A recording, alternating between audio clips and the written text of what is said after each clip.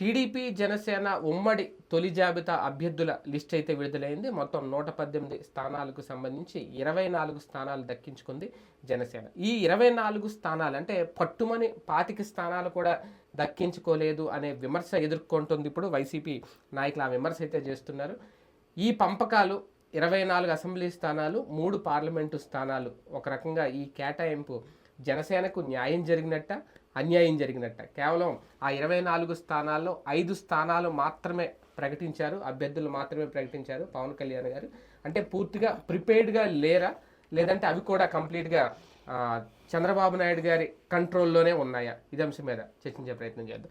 సరే, నాకు డౌట్ ఏంటి అంటే మొదటి నుంచి అదే 1/3 అని ఆయన తర్వాత అనుకున్నా ఏమనుకున్నా అదైతే ప్రచారంలోకి వెళ్ళింది. రామ్ జోగి గారు పంపించిన లిస్టులు లేఖలు చూసుకుంటే 60 కావాలి, 50 కావాలి. ఇప్పుడు పట్టుమని 25 కూడా రాలేదనేది ఒక విమర్శ.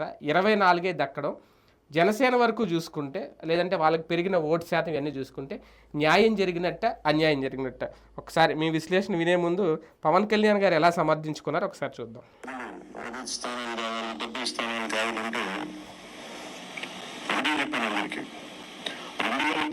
కనీసం ఒక 10 స్థానాలు ఉంటే ఈరోజు ఎక్కువ స్థానాలు తీసుకొని మంచి చక్కటి అవకాశం ఉండేది అనుకుంటున్నాం. కాబట్టి ఈసారి తక్కువ స్థానాలతో 98% స్ట్రైకింగ్ రేట్ ఉండాలి.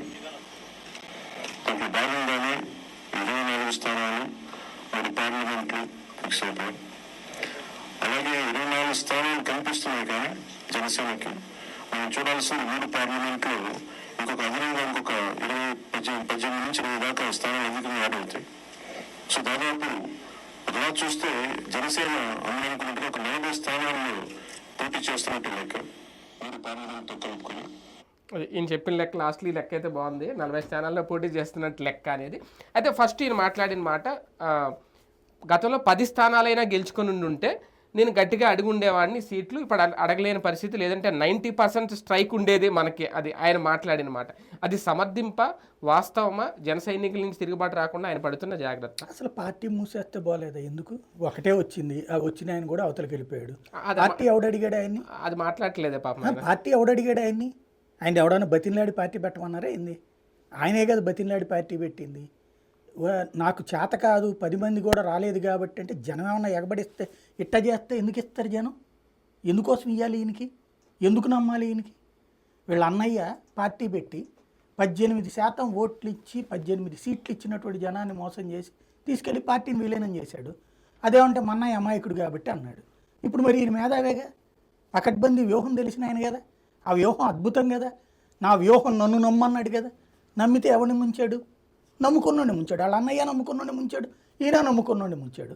ఎవరికి ప్రయోజనం అయింది దీనివల్ల? ఇప్పుడు జనసేనకు సంబంధించి ఫస్ట్ చూడాల్సింది ఏంటంటే, పవన్ కళ్యాణ్ దగ్గర వ్యూహం ఏం లేదు. ఏ వ్యూహం లేకపోవడమే ఆయన వ్యూహం. అంటే 24 సీట్లు దక్కించుకోవడం కూడా ఇంకా వ్యూహమే అనుకుంటున్నారు జన సైనికులు. జన సైనికులు అనుకోవట్లేదు, జన సైనికులు తెలుగులో తిట్టుకుంటున్నారు. అంటే బయట ఓన్లీ పవన్ కళ్యాణ్ వీరాభిమానులు, లేకపోతే అదేది కులగొలతో ఉండేటటువంటి వీరాభిమానులు, కులంలో కూడా చాలా మంది తిట్టుకుంటున్నారు. అంటే ఇప్పుడు ఇంకా అది ఉండదేమో, ఆ కులగోలు తగ్గుద్దేమో. ఇప్పుడు విపరీతంగా తిట్టుకుంటున్నారు. ఎందుకు అంటే కొంతమంది ఫోన్లు చేసి ఏడుస్తున్నారు అన్నమాట. ఏంటంటే ఇప్పుడు కొన్నిసార్లు మనల్ని తిట్టిన వాళ్ళు కూడా ఉన్నారు. నేను చాలాసార్లు చెప్పా, తృతీయ ప్రత్యామ్నాయం రావాలి పవన్ కళ్యాణ్ అని మొట్టమొదటి మద్దతు ఇచ్చినోడు నేను. జర్నలిస్ట్గా ఉండి కూడా పవన్ కళ్యాణ్కి మద్దతు ఇచ్చినోడు నేను 2019 ఎన్నికలకు ముందు. ఎందుకని? తృతీయ ప్రత్యామ్నాయం లేకపోతే, అయితే చంద్రబాబు లేకపోతే జగన్ అంటే రాజకీయం చాలా ప్రమాదకరం. దేశంలోనైనా సరే కమ్యూనిస్టులు కూడా ఎదగాలని కోరుకుంటానే, కాంగ్రెస్ కూడా ఎదగాలని కోరుకుంటానే. ఎందుకంటే బలమైన ప్రతిపక్షం ఉన్నప్పుడు, బలమైన తృతీయ పక్షం ఉన్నప్పుడు అధికారంలో ఉండే వాళ్ళకి వెనక ముందు చూసుకుంటారు. లేకపోతే ఏమైపోతుంది? నియంతృత్వం వస్తుంది, తమిళనాడు రాజకీయం వస్తుంది. నేను చాలాసార్లు చెప్పాను మొక్క, తమిళనాడు రాజకీయం ఏంటి? అయితే డిఎంకే లేకపోతే ఏఐడిఎంకే, లేదంటే మూసుకుని పక్క రాష్ట్రానికి పో, బ్రతకలేని పరిస్థితి వస్తుంది. మీకు నాకు చాలా బాధ ఏంటంటే, నేను మొట్టమొదటి నుంచి దీంట్లో మాట్లాడేటటువంటి పాయింట్ అదే. నేను 30 సంవత్సరాల ఫీల్డ్లో చూసింది ఏంటంటే, పేరుకి మనం ప్రజాస్వామ్యంలో బతుకుతున్నాం, పచ్చి నియంతృత్వంలో ఉన్నాం. ఏ పేదవాళ్ళ లాంటి నగరాల్లోనే రౌడీయిజం ఉందంటే ఏళ్ల తరబడి. నేను 94లో డిగ్రీ చదివే దాకా, అంటే నేను గుంటూరు బెజవాడకి వెళ్ళినటువంటి సందర్భం 88లో 88 దాకా నేను గుంటూరులో గుడివాడలో ఉన్నాను, నాకు అప్పుడు తెలియదు రౌడీజం. గుడివాడలో ఉన్నప్పుడు వినేవాడిని, ఏదో కొట్టుకుంటారంట, వాళ్ళతో గొడవ పెట్టుకోకూడదంట.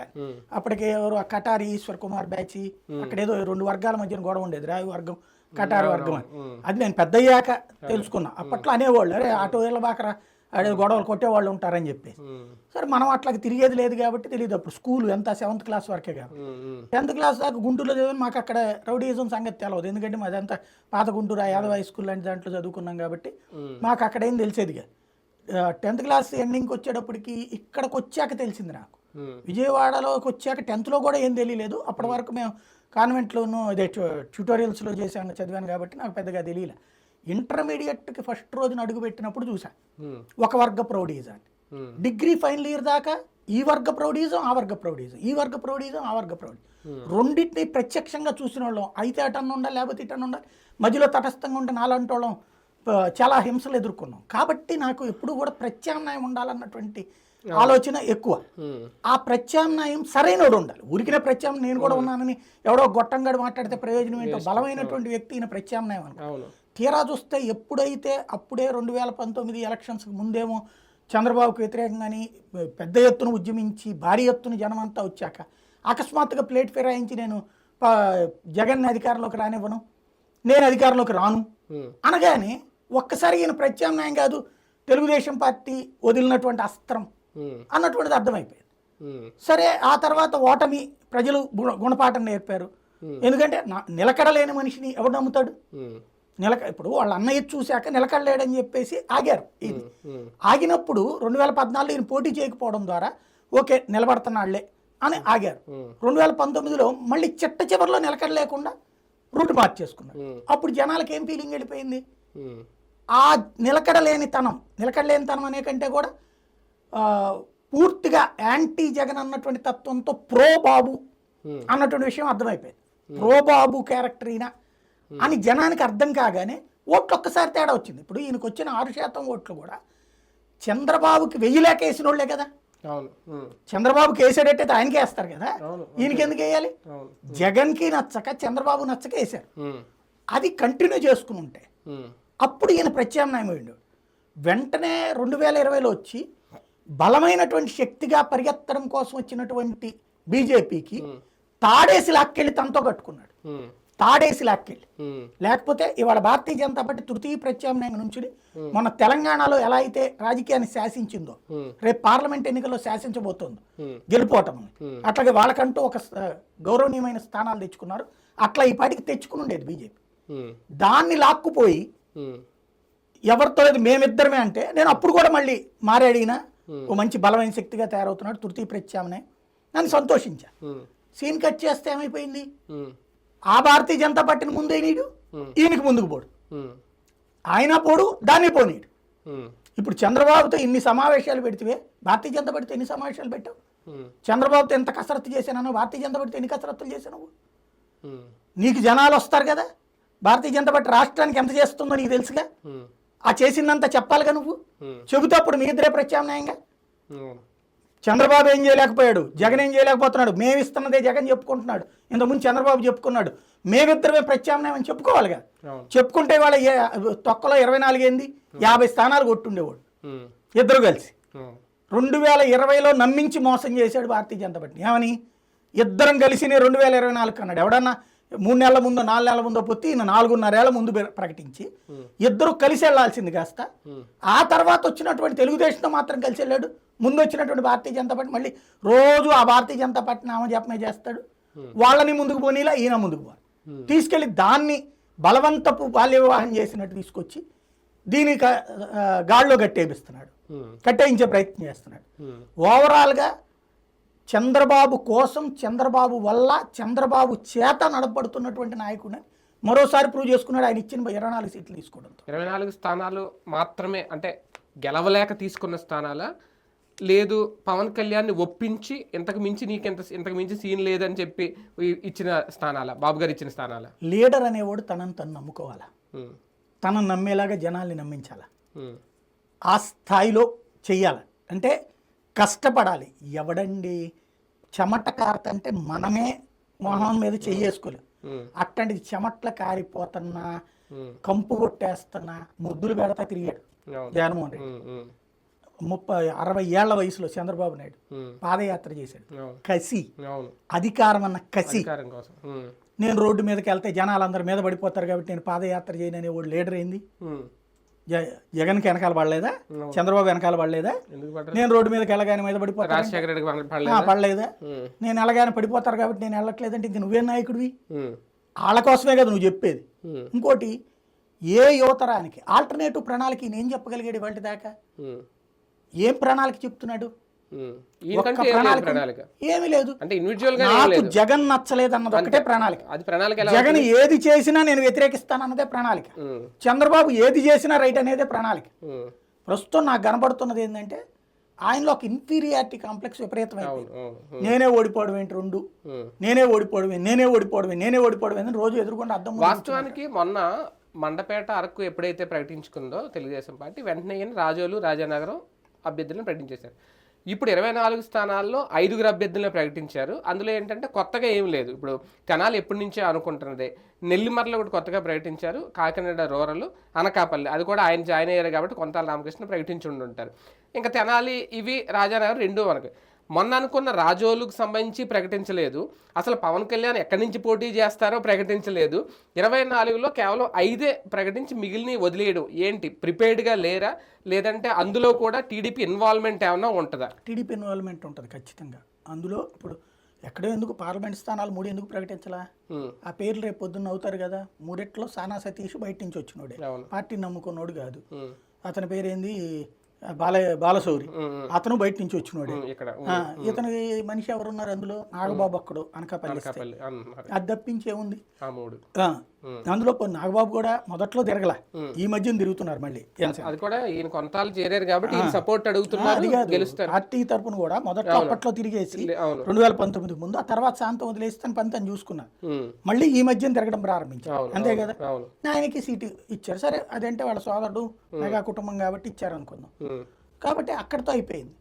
3 2 అటుకిచ్చేస్తే 2/3 వంతు ఇంకంతే, అటు వెళ్ళిపోయాయి బయట వాళ్ళకి. ఇంకా పార్టీ నమ్ముకున్నాడు ఎవడున్నాడు?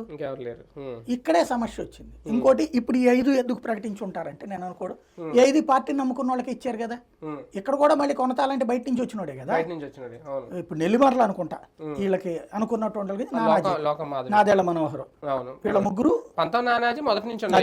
వీళ్ళ ముగ్గురు అంతే. కాబట్టి అక్కడ కొనతాల బయట నుంచి వచ్చినట్టు. కాబట్టి అక్కడ ఆ కాన్సెప్ట్ నుంచి చూసుకుంటే 4గురిలో 5గురిలో ఒకళ్ళు బయట నుంచి వచ్చినట్టు. అంటే పవన్ కళ్యాణ్ ఇంకా ఫిక్స్ అవ్వలేదా, లేదంటే ఏమన్నా మార్పులు ఉందా? ఆయన సీట్ అయినా ప్రకటించుకోవచ్చు కదా. ఆయనది మరి ఇప్పుడే ప్రకటిస్తే జగన్ ఏమన్నా దాని మీద సీరియస్ కాన్సన్ట్రేట్ చేసి దెబ్బతీస్తాడని అని భయపడి ఏముంటది? ఇప్పుడు భీమవరం ఆయన మహా అయితే పోటీ చేసేది, ఇంకో స్థానం ఏదైనా కొన్ని తర్వాత అయినా ఒకటైనా ప్రకటించుకోవచ్చు కదా. 2 స్థానాలను పోటీ చేస్తాడు. భయపడుతున్నాడేమో అనుకుంటున్నా. భయపడనోడైతే ఇంత సీన్ ఉండదు. 24 తీసుకోవడం అంటేనే భయపడి ఒప్పుకున్నట్టు. ఇప్పుడు డేరింగ్ అంటే ఎట్లా ఉండాలండి? నాకు 45, 50 మా ఇద్దరికి కలిపి 50 ఇస్తానంటే చేస్తాం, అంతే. అది ధైర్యం అంటారు. తమని తాను నమ్ముకోవడం అంటారు. తన మీద ఆశ పెట్టుకున్న వాళ్ళని నమ్ముకోవడం అంటారు. తను నాశనం అవుతూ బీజేపీని నాశనం చేస్తా తెలుగుదేశాన్ని బ్రతికించడం కోసం త్యాగం చేస్తున్నారు. ఇప్పుడు 24 స్థానాల్లో 10 గెలిపించండి అని ఇండైరెక్ట్గా అడుగుతున్నారా? అందుకనే 10 స్థానాల్లో గెలిచినా నేను 90% స్ట్రైక్ అడిగి ఉండేవాడిని అనే మాట ఇప్పుడు 24లో 10 గెలిపించమనా, 10 గెలుస్తామనా? ప్రపంచంలో నాయకుడు అనేటువంటి వాడు కార్యకర్తను ఉత్తేజపరిచి ఒక్క సీటు వచ్చినప్పుడు, ఈ పదం నాకు తెలిసి నేను ఈ 30 సంవత్సరాల్లో నేను అబ్జర్వ్ చేసిన వాళ్ళు 26 స్థానాలకే పడిపోయిన కాంగ్రెస్ పార్టీ ఆ మాటల్లా 26 స్థానాలకే పడిపోయింది. 294 స్థానాల్లో పీజీఆర్ ఉన్నప్పుడు ఎంత పడిపోయింది? 26 స్థానాలకు పడిపోయింది పార్టీ. కానీ కాంగ్రెస్ మీరందరూ చేతగాని దద్దమ్మల వల్ల నేను 26కే పరిమితం అయ్యాను అనలేదే. అప్పుడే కదా తర్వాత రాజశేఖర రెడ్డి పీసీ చీఫ్ తీసుకోవడం కానీ పార్టీని డెవలప్ చేసుకురావడం కానీ ఓడిపోయింది. అరే నేను ఇంత కష్టపడ్డా కూడా ఓడిపోయింది పార్టీ, మీ అందరూ ఎదవలు కాబట్టి అని ఏమన్నా రాజశేఖర రెడ్డి అన్నాడా? మళ్ళీ కష్టపడ్డాడు, పాదయాత్ర చేశాడు, అధికారుల గురించి. సరే అతని పక్కన పెట్టండి. ఆమ్ ఆద్మీ పార్టీ అధినేత కేసీఆర్ ఎట్లా వచ్చాడండి? డబ్బులతో వచ్చాడా? కష్టపడినే కదా వచ్చింది. అతని పేరేంటి? కేసీఆర్. ఆ రోజున డబ్బులు ఎక్కడ ఉన్నాయి కేసీఆర్ దగ్గర? 2014 అప్పుడు, 2004 అప్పుడు డబ్బులు ఎక్కడ ఉన్నాయి? అవును. 2009లో డబ్బులు ఎక్కడ ఉన్నాయి? అవును. 2014లో కూడా డబ్బులు, అవును. 19లో డబ్బులు ఉండి ఓడిపోయాడు. ఇదే 24లో, అవును. 19లో డబ్బులు ఉన్నాయి ఖచ్చితంగా. 2014 అయితే కేసీఆర్ దగ్గర డబ్బులు లేవు. అవును. కానీ కార్యకర్తల్ని అన్నిసార్లు 2 సార్లు ఓడిపోయాడే అతను. ఏమన్నా అన్నాడా కార్యకర్తల్ని? మన ఉద్యమం ఇంకా జనంలోకి వెళ్ళాలా, ఇంకా వెళ్ళాలా, ఇంకా వెళ్ళాలి. ఇక్కడ ఏం చేయాలి నువ్వు? కరప్షన్కి వ్యతిరేకం, గుండాయిజానికి వ్యతిరేకం, రౌడీజానికి వ్యతిరేకం అని చెప్తున్నటువంటి నువ్వు దానికి తగ్గట్టుగా మనం ప్రిపేర్ అవుదాం అని చెప్పేసి కార్యకర్తలను మోటివేట్ చేసి చివరికి వచ్చేటప్పటికి ఇందులో రౌడీలు లేరా? తెలుగుదేశం తరఫున పోటీ చేస్తున్న వాళ్ళలో చింతమనేని ఎవరు, లేకపోతే అతని బోండావమా ఎవరు? ఆ పేర్లతో గొడవలు పడ్డోళ్లే కదా, అట్లాంటి వాటితో గొడవలు పడ్డోళ్లే కదా, ఇచ్చారుగా. మరి ఇంకేముంది అక్కడ మార్పులు? అందులో రెండవది 10 సీట్లు ఇవ్వలేదు కాబట్టి 10 సీట్లు ఊరోళ్ళ మీద పడి ఆడవడమైంది, కార్యకర్తల మీద పడి ఆడవడమైంది. వాళ్ళందరూ ఒట్లేశారు కదా, జనాలు వేయాలి. ఎందుకు వేయాలి? నువ్వు ఇట్టా కాంప్రమైజ్ అయిపోతే ఎందుకు వేయాలి నీకు? ఇప్పుడు కాపు సామాజిక వర్గానికి నువ్వు ఎంత ఆశ చూపెట్టావు? 2019 తర్వాత విపరీతమైన ఆశ చూపెట్టావు. నేను నిలబడుతున్నాను, నేను నిలబడుతున్నా, కలబడుతున్నా, కొట్లాడుతున్నా అని చెప్పి అంతా రెడీ అయ్యాక ప్రభుత్వ వ్యతిరేక ఓటు చేయాలని కానీ తీసుకెళ్ళి తెలుగుదేశానికి పెడుతున్నా. నువ్వు ఆల్టర్నేటివ్గా ఉంటావంటే కదా నిన్ను ఎన్నుకోవాల్సింది. నేను ఆల్టర్నేటివ్ ఓన్లీ ఫర్ జగన్, నేను జగన్కి ఆల్టర్నేటివ్ తప్పించి మీకు ఆల్టర్నేటివ్ నాయకుడిని కాదనేటువంటిది అయితే ఇంకేంటి? ఇప్పుడు తన స్థాయి 24 స్థానాలు అని తనే చెప్పుకుంటున్నాడు. దానికి కారణం ఎవరిని చెప్తున్నాడు? దొంగలుగా కార్యకర్తని చెప్తున్నాడు. మీరు అందరూ ఆ రోజు నన్ను గెలిపించలేదు, ఆడి గెలిపించేదేంది? వాడి నువ్వు నాయకుడిని చేయాలా? నువ్వు వాడు గెలిపించలేదు కాబట్టి నేను చేస్తాను, నిన్నెందుకు గెలిపిస్తాడు? వాడిని ముందు పెట్టి నువ్వు గెలవాలి. ఇప్పుడు జగన్ వెళ్ళి మీరందరూ ఏది ఇవాళ మనం పని చేసాం ఇదంతా ఓటు వేయించండి అంటున్నాడు. ఇంతకుముందు ఓడిపోయాడు, ఏమన్నా చెప్పాడా? మీ వల్లనే మనం ప్రతిపక్షంలోకి వచ్చాం, అదే లేకపోతే మనం అధికార పక్షంలోకి వచ్చేవాళ్ళం అని చెప్పాడా? ఏ రోజున జగన్ కానీ చంద్రబాబు ఇప్పుడు ఓడిపోయాడు ఏమన్నా చెప్పాడు? 5 ఏళ్లలో మీ వల్ల నేను ఇట్ట ప్రతిపక్షానికి పరిమితం అయ్యానని అనలేదు కదా. ఏ లీడరు అండవు. ఈయనొక్కడే నాకు అంత రాలేదు కాబట్టి ఒక ఇన్ఫీరియారిటీ కాంప్లెక్స్ లో తనుండి ఆ పదం అనేటువంటిది మాట్లాడకూడదని తెలిసి మాట్లాడుతున్నాడు. తెలియక మాట్లాడడం కాదు, తెలిసి మాట్లాడుతున్నాడు. ఎందుకు? వీళ్ళ నోళ్ళు మోయించడానికి. ఇప్పుడు ఏది జనసేనలోనే ఒక వర్గం తిట్టుకుంటారు ఏంది ఇది అని చెప్పి, ఈ రెండో వర్గం పవన్ కళ్యాణ్ ఏం చేసినా కరెక్టే, ఆయన వ్యూహం కరెక్టే అని ఫీల్ అయ్యేవాడు వీడిని తిట్టడానికి. మీరు ఇప్పుడు ఆడెవడో పెట్టాడు, మనం 1 సీటే ఇచ్చాం కాబట్టి 24 దగ్గర ఆగాడు, అప్పుడే కనుక 10 సీట్లు ఇచ్చి ఉంటే కనుక ఇవాళ పవన్ కళ్యాణ్ 50 సీట్లు తెచ్చేవాడు. అలాంటి మూర్ఖత్వాన్ని తయారు చేయాలనుకుంటున్నాడు. తనను తాను తగ్గించుకునేవాడు ధన్యుడు సొమ్ముతని అనుకోవాలా ఇక్కడ ఈ ఎపిసోడ్లో జన సైనికులందరూ? లేదా కాపు సామాజిక వర్గం అంటే వాళ్ళు చెప్తున్న లెక్కల ప్రకారమే మాకు ఓటు శాతం చాలా పెరిగింది, స్థానిక ఎన్నికల్లో మాకు చాలా సీట్లు వచ్చినాయి అనుకున్నారు కాబట్టి ఆ ఓటు శాతం వెళ్ళిపోకుండా కాపాడుకోవాల్సిన జాగ్రత్త లేదంటే తీసుకోవాల్సిన జాగ్రత్త పవన్ కళ్యాణ్ ముందు ఏమన్నా ఉందా? పట్టించుకోరా? ఇంకేం లేదండి. Power point presentation Chandrababu success, Pawan Kalyan failure. Chandrababu Naidu power point presentation చూపెడతాడని నేను మీకు చాలాసార్లు చెప్పాను. ఆ పవర్ పాయింట్ ప్రజెంటేషన్లో ఇదిగో ప్రజారాజ్యం వచ్చినప్పుడు ఇన్ని ఓట్లు వచ్చినాయి, ఆ తర్వాత చూస్తే 2014లో ఏం లేదు, మీ వల్ల మేము గెలిచామనుకోవద్దు, ఆ రోజు నన్ను చూసినే ఓట్లు వేశారు. 2019లో వచ్చేటికి మీకు వచ్చినటువంటి ఓట్లు ఇదిగో ఇక్కడిక్కడ, మీకు సెకండ్ రేంజ్లో వచ్చింది, ఇక్కడ ఇట్లాగొచ్చింది. తర్వాత స్థానిక ఎన్నికల్లో మా వాళ్ళు మీతో పొత్తు పెట్టుకున్న చోట్లనే మీరు సాధించారు. ఆ ప్రజెంటేషన్ ఈయనకి నచ్చి ఉండొచ్చు, ఈయనకి నచ్చి ఒప్పుకుని ఉండొచ్చు, ప్రజలకు నచ్చాలని ఏం లేదు కదా, కాపు సామాజిక వర్గాన్ని నచ్చాలని ఏం లేదు కదా. ఈయన మీద జనసేన అధికారంలోకి రావాలి, పవన్ సీఎం అవ్వాలి అనుకునే వాళ్ళు కాంప్రమైజ్ అవ్వాలని ఏం లేదు కదా. ఇప్పుడు బేసిక్గా నేను లాస్ట్ ట్రిప్ పవన్ కళ్యాణ్ ఈ మొక్క మాట్లాడిన రోజు ఏదైతే ప్రభుత్వ వ్యతిరేక ఓటు చేయాలనివ్వనన్న రోజు అని చెప్పా, కాపులు ఇంకో 15 ఏళ్ళు వదిలేసేయండి మీరు అని చెప్పేసి. గుర్తుందా? ఆ రోజునే చెప్పిన, ఇంకా కాపులు మర్చిపోండి, ముఖ్యమంత్రి పదవి లాంటిది ఆల్టర్నేటివ్ అనేది. ఎందుకు అంటే ఇప్పుడు ఈయన ఏం చెప్పాడు మొన్న, 10 సంవత్సరాలు మా పొత్తు, ఇది 5 ఏళ్లతో కాదు అంటే 10 ఏళ్ల పాటు కూడా ముఖ్యమంత్రి సీన ఇప్పటికే పవర్ షేరింగ్ ఇవ్వనన్నప్పుడు 24 ఎత్తున్నప్పుడు రేపు పొద్దున మ్యాక్సిమం ఏంటి? ఇప్పుడు ఇందులో పోనీ 24 గెలిచాడు అనుకోండి, రేపు పొద్దున ఎన్ని ఇస్తాడు? అప్పుడు 40 ఇస్తాడు, లేదు 48 ఇస్తాడు అనుకోండి, అంతే కదా, 48 ఇస్తాడు. అప్పుడు 48తో ముఖ్యమంత్రి అవుతావా? ఇప్పుడు 24లో ఈయన 10 గెలిచాడు అనుకోండి, ఇదిగో నీ స్ట్రైక్ రేట్ తక్కువ అబ్బాయి అని మళ్ళీ లెక్క చెప్పి నువ్వు నాతో ఉండటం వల్ల నీకు ఆ 10 వచ్చినాయి కాబట్టి నువ్వు చూసుకో అంటాడు. ఇక్కడ అవతల వాడు నీ మీద డామినేట్ చేయాలనుకున్నప్పుడు నీ శక్తి ఏంటో నువ్వు చూపించడం మగతనం, అది నీ దమ్ము. పవర్ షేరింగ్ అనే పాయింట్ ఇంకా లేదా, నెక్స్ట్ అన్న ట్విస్ట్ ఉంటుందా? పవర్ షేరింగ్ అనే పదం ఉంటే ఇవాళ చెప్పేసేవాళ్ళు 24 సీట్లే ఇంతే, ఇంతకు మించి ఇంకేమీ లేదు. 24 ఇచ్చాక ఇంకా పవర్ షేరింగ్ ఎవడండి ఇచ్చేది? ఏ గన్నయ్య గడిస్తాడు అంటే అంత తక్కువకి ఒప్పుకోవడం వెనక ఏమైనా ఉందేమో మతలబ్ ఉంటే కనుక ఇవాళ అప్పుడు ఆ మొక్క చెప్పుంటే ఇవాళ ఒక్క కాపు నాయకుడు కానీ ఒక్క జనసేన కార్యకర్త కానీ బ్యాడ్ ఫీల్ అవ్వడు. అవును, అంత సీన్ ఏం లేదు. పవర్ షేరింగ్ ఇవ్వడు, నేను 1,00,000 సార్లు చెప్పా కదా.